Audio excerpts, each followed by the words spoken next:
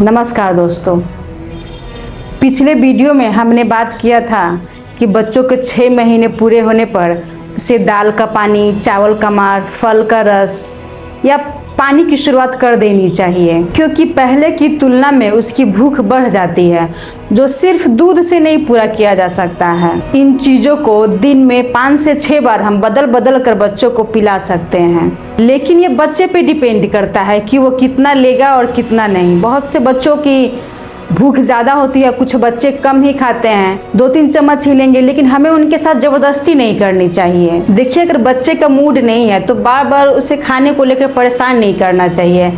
अगर हम उसके सामने बार बार चम्मच लेके जाएंगे तो हो सकता है उसको नफरत भी होने लगेगी। हमारे देश में माँ का प्यार इस हद तक है कि अगर बच्चा ज़्यादा खा रहा है तो माँ खुश रहती है, और बच्चा कम खा रहा है तो माँ नाखुश रहती है। आप खुद सोचिए कि कुछ लोग हैं जो बच्चों का नाक बंद कर देते हैं खाना खिलाने समय कि किसी तरह पेट में चला जाए। क्या ये सही बात है? ऐसा करेंगे तो उसके दिमाग में खाने को लेकर नफरत पैदा हो जाएगी। फिर बच्चा नखरा करता है, नहीं खाता है, तो माँ को लगता है कि चलो कुछ नहीं तो दूध ही पी ले कम से कम, और फिर उसकी आदत हो जाती है, दूध पीना उसको आसान लगता है।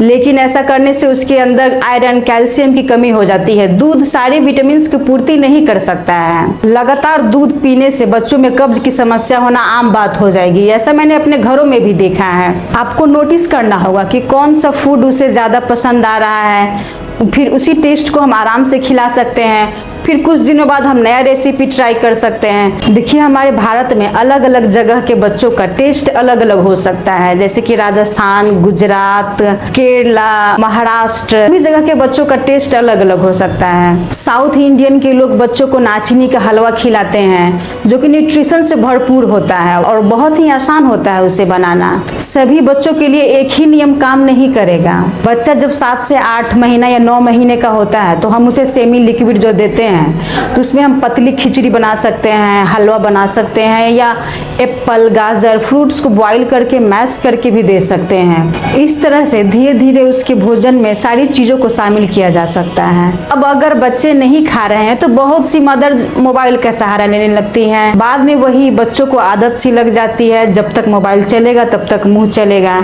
फिर माँ को ही खुद परेशानी होने लगती है। अब खुद सोचिए कि मोबाइल इतनी खतरनाक चीज़ है, और बहुत सी फैमिलीज में भी बच्चा 1 साल का हुआ नहीं कि मोबाइल दिखाना लोग स्टार्ट कर देते हैं। मोबाइल की स्क्रीनिंग से बिहेवियर प्रॉब्लम आने लगती है बच्चों में। आजकल अब सुनते हो कि बच्चे देर से बोलने लगे हैं, जल्दी बोलना नहीं सीखते हैं। ऐसे बच्चों में आगे चलकर कंसंट्रेशन प्रॉब्लम होने लगता है, एक चीज़ पे ध्यान नहीं लगा पाते हैं। देखिए, मोबाइल में जब कंटेंट चलता है तो अलग अलग लैंग्वेजेस में चलने लगती है, तो बच्चा कंफ्यूज हो जाता है, वो क्या सीखे ना सीखे। घर में कोई अलग लैंग्वेज बोल रहा है, मोबाइल में अलग लैंग्वेज बोला जा रहा है। आप देखते होंगे कि आजकल के छोटे छोटे बच्चे चिड़चिड़े हो जा रहे हैं, जिसका वजह मोबाइल ही है। हम बच्चों को बाहर नहीं खेलने जाने देते हैं, बातें नहीं करते हैं, सिर्फ मोबाइल दे देते हैं उसे।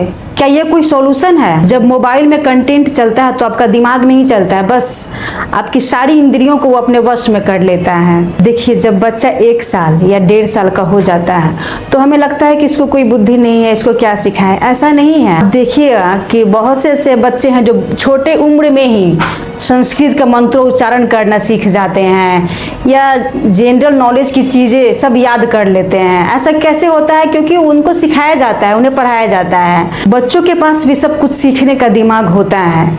ये हमें समझना होगा कि हम उसे कैसा सिखा रहे हैं, कैसा पढ़ा रहे हैं। कई परिवारों में मैं देखती हूँ कि बच्चे छोटे हो रहते हैं और जब डांस करते हैं तो उनके पेरेंट्स को अच्छा लगता है, वो और वाहवाही करते हैं कि हाँ बेटा और डांस कीजिए।